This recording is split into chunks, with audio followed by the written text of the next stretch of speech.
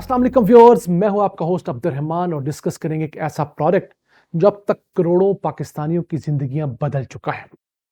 सन 2001 में पाकिस्तान के पहले कर्जे हंसना देने वाले इदारे का संगे बुनियाद रखा गया और आज वो इदारा दुनिया का सबसे बड़ा बिला सूद कर्ज देने वाला इदारा बन चुका है।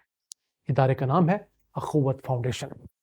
2001 में इन्होंने आगाज तो 192 अफराद को सिर्फ 19 लाख रुपए कर्ज देकर किया, लेकिन सन 2021 में इन्होंने 28 अरब रुपए 6 लाख अफराद को दिए।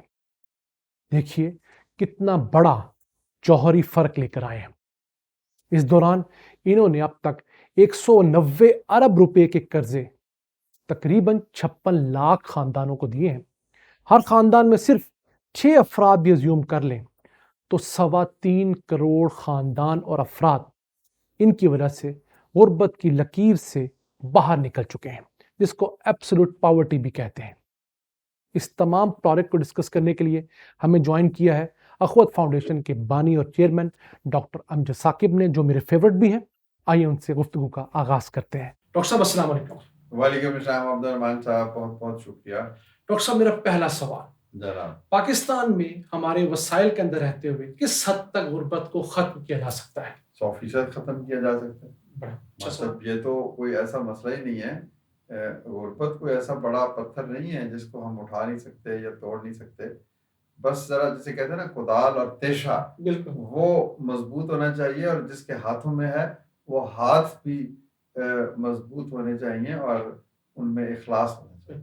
तो उसकी कुछ हमें बुनियाद बताइए कि किस तरह उसको बेहतर किया जा सकता देखिए है। सर, सबसे पहले तो यह है कि पाकिस्तान में कहते हैं 30% या 40% लोग खत अफलास से नीचे हैं। बिल्कुल, हम मान लिया कि 50% लोग, बिल्कुल ठीक है, तो गोया 50% लोग ऐसे हैं जो गरीब नहीं है, बिल्कुल खुशहाल हैं या अमीर हैं या बहुत अमीर हैं। तो एक तसव्वुर हयात दिया अल्लाह के रसूल सल्लल्लाहु अलैहि वसल्लम ने कि आपने कहा कि जब हिजरत के मौका पर एक अंसार यानी वो शख्स जो मदीना में रहता था और खुशहाल था, और एक महाजर यानी वो शख्स जो मक्का से आया था और गरीब हो गया हिजरत की वजह से, तो आपने सल्लल्लाहु अलैहि वसल्लम ने फरमाया कि एक अंसार और एक महाजर अगर ये भाई बन जाए, एक दूसरे की मदद करें, भीख दे के नहीं, भाई बना के, तो उसके नतीजे में क्या हुआ, उन अंसार ने महाजरीन को भाई बनाया और वो उन्होंने महाजरीन ने भी पैसे नहीं मांगे, भीख नहीं मांगे। उन्होंने कहा चलें हमें बाजार का रास्ता दिखा दें और हमारे गवाह बन जाए। बढ़िया हम बात, ठीक है ना। अब उसके नतीजे में वो जितने लोग लुटे फुटे हुए आए थे वो अरब के कामयाब ताजर बन गए। एग्जैक्टली। तो हम भी यही कहते हैं कि 50% पाकिस्तानियों को हम अंसार समझ लें जो खुशहाल हैं, 50% जो गरीब है उनको महाजर समझ लें। एक मेटाफर है ना, एक इशारत है। तो ये 50% इन 50% को अपना लें, इधर से एक इधर से एक, इधर एक बहुत अमीर है तो वो एक नहीं 10 20 100 को अपना ले। तो ये बाहमी मुवाखात से आज भी एब्सोल्यूट पॉवर्टी जिसे कहते हैं ना कि शदीद गुर्बत खत्म हो सकती है। यानी ये आदमी उसको कहे कि मैं तुम्हें 1,50,000 रुपये देता हूँ, जो जाके कारोबार करो या ज़राअत करो या भेड़ बकरियां पालो या उससे किसी बच्चे को तालीम दे दे। तो ये कई तरह की मैनिफेस्टेशंस हो सकती हैं उस मवाखात की, लेकिन बुनियाद यही है कि अपनाइयत का एक अमल हो जिसके तहत हैव्स और हैव नॉट्स के दरमियान रिश्ता कायम हो जाए। अच्छा, अब ये फिर और बहुत से तरीके हैं। अगर आप पूरी ज़कात देना शुरू कर दें तो इस मुल्क में कोई शख्स गरीब नहीं रहेगा। रियासत मदीना बन सकती है, बन सकती है। आप ज़कात हम नहीं देते, पूरी नहीं देते, देते ही नहीं है। और उशर डॉक्टर साहब शरीयत तो जानती नहीं है। ज़कात, उशर, सदका, खैरात, और फिर ये चीज़ों के अलावा एक और चीज़ ये है कि दौलत की इक्विटेबल डिस्ट्रीब्यूशन। हम अपनी बच्चियों को तो जायदाद में हिस्सा ही नहीं देते। बिल्कुल, क्यों नहीं? देखिए ना, इस्लाम ने दौलत की तकसीम के 5-6 ज़राए बनाए। पहला ज़रिया है ज़कात, फिर है सदकात, फिर है तरका, फिर है वरासत, और फिर इसके ऊपर ये भी कहा गया कि जो ज़रूरत से ज़ायद है वो अल्लाह की राह में दे दो।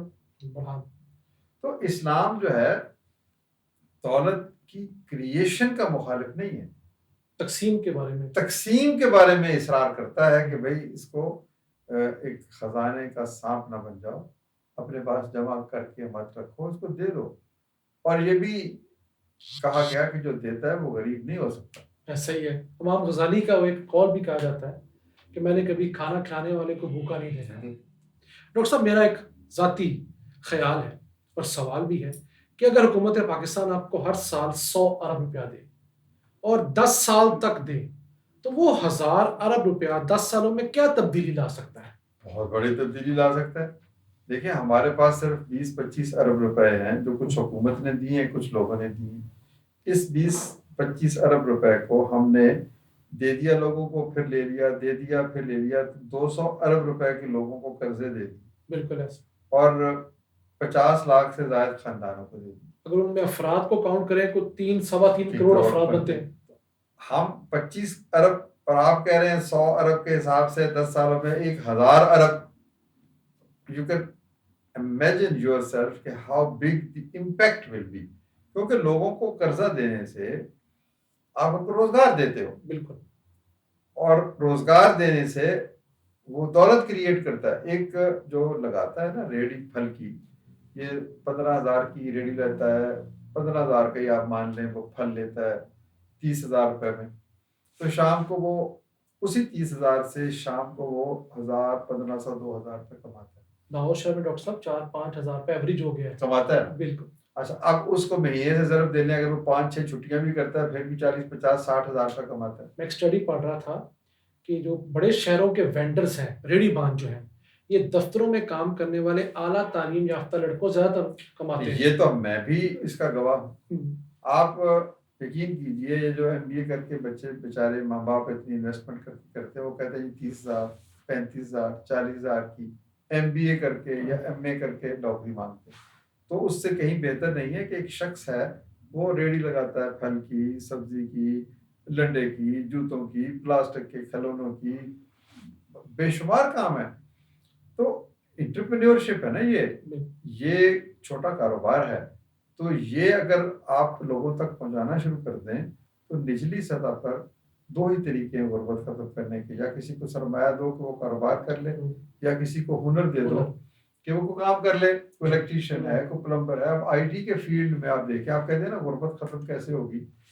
پاکستان IT کے فیلڈ میں 3 ارب ڈالر کماتا ہے. ہندوستان IT کے فیلڈ میں 250 ارب کماتا ہے. اور ڈالرز کی بات ہو رہی ہے، ڈالرز کی 250 بلین ڈالر کی میں بات کرتا ہوں.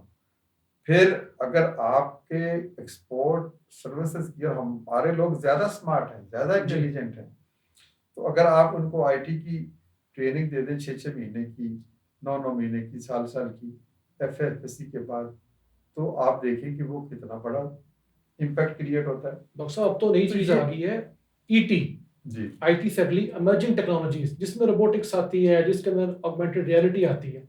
تو IT کا اگر کوئی بندہ ٹیکنیشین $10 کماتا ہے تو ET والا $100 کما رہا ہے.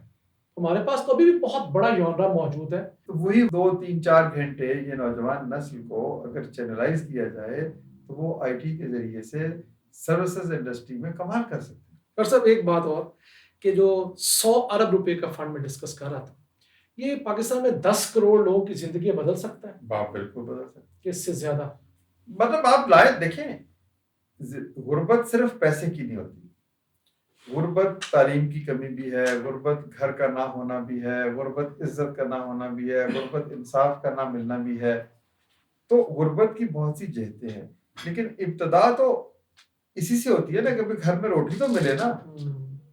تو یہ ایک لانگ پروسیس ہے کہ کس طریقے سے آپ نے غربت ختم کرنی ہے. تو یہ چھوٹے قرضوں کے ذریعے سے اس کا بڑا خوبصورت آغاز ہوتا ہے. پھر جب آپ کسی کو اپنا دوست بنائیں گے تو اس کی جو سماجی غربت بھی کم ہو جائے گی. سماجی غربت یہی ہے نا کہ درجہ بندی ہے. میں چودھری ہوں، میں کہتا ہوں تو تھلے پہ جا، میں اس کو اپنے پاس نہیں بٹھاتا، اس کو اپنے برتن میں کھانا نہیں کھلاتا. تو یہ جب ہم نے مواخات کر لی، اس کو بھائی کہہ دیا، تو پھر تو وہ سارے جو درجہ بندیاں وہ ختم ہو گئی. ٹھیک ہے نا. ہمارا بنیادی فلسفہ اخوت ادارہ تو ایک ادارہ ہے. اصل چیز جس سے ہمیں محبت ہے وہ مواخات کا یہ تصور ہے. ہم کہتے ہیں کہ آپ مثال کے طور پر کم از کم زندگی میں ایک شخص کو تو 50,000 یا لاکھ روپے قرضہ دے سکتے ہیں، صرف ایک شخص، اور ایک بار بھی دیں تو کافی ہے. نہیں ایک بار دیں گے پھر لے لیں گے پھر کسی اور کو دیں گے. یعنی آپ کہیں گے جی میں نے 5,000 روپے مہینے سیو کرنے یا 2,000 روپے مہینے سیو کرنے، 6 مہینے سال میں آپ 1,00,000 روپے کا اپنا قرض حسن فنڈ بنا دیں گے. اس 10 لاکھ روپے کو آپ ایک بندے کو دے دیں یا 2 کو دے دیں اور ان کی نگرانی کریں. اور ہمارے لوگ نگرانی سے بھاگتے ہیں. نہیں نگرانی یہی ہے نا کہ 15 دن کے بعد ہفتے کے بعد جا کے دیکھ لیا ابھی کام کر رہا ہے کہ نہیں کر رہا، پھر اس سے پیسے واپس لیں. سال 1.5 سال میں واپس آ جائیں گے. اگر آپ نے 2 بندوں کو دیے پھر 2 بندے اور ڈھونڈ لیں، پھر 2 بندے اور ڈھونڈ لیں.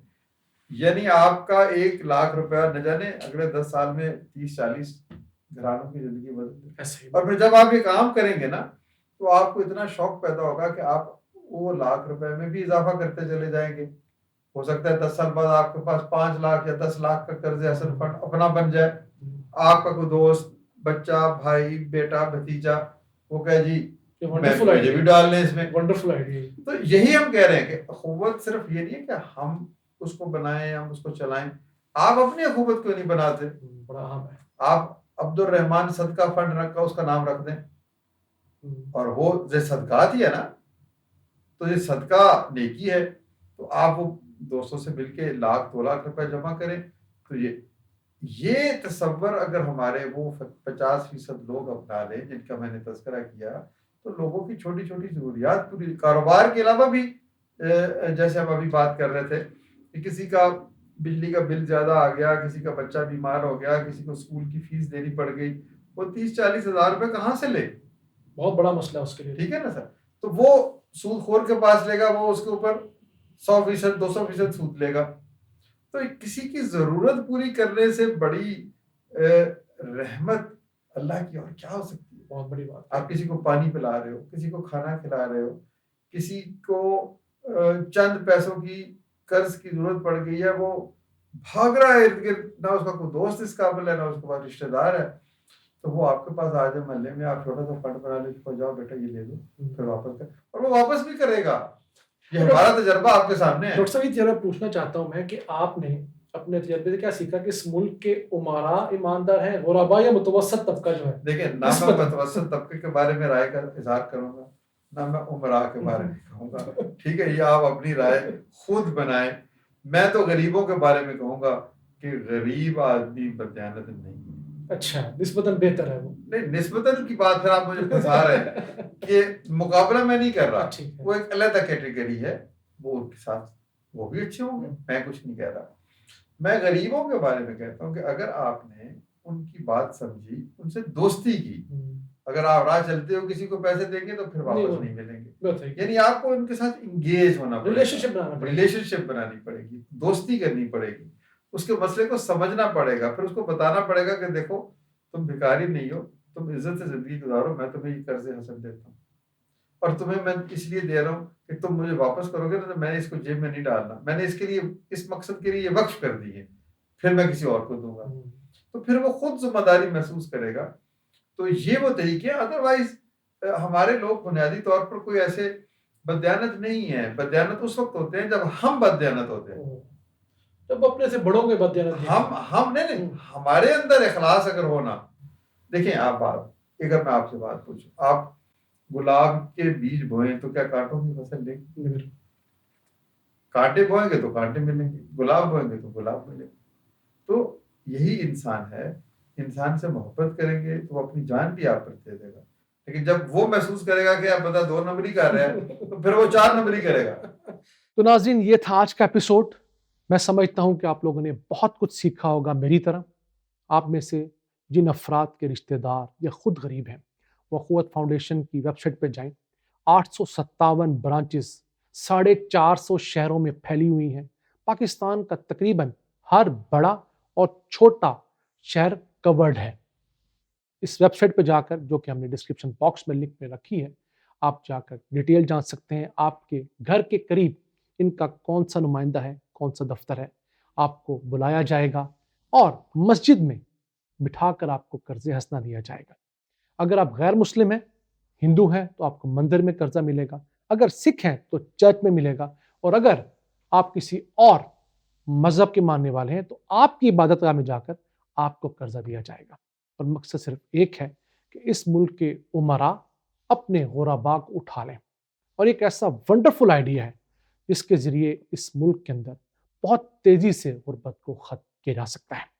آج کے لیے اتنا ہی۔ اپنے میزبان عبد الرحمان کو اجازت دیجیے۔ اللہ کے بعد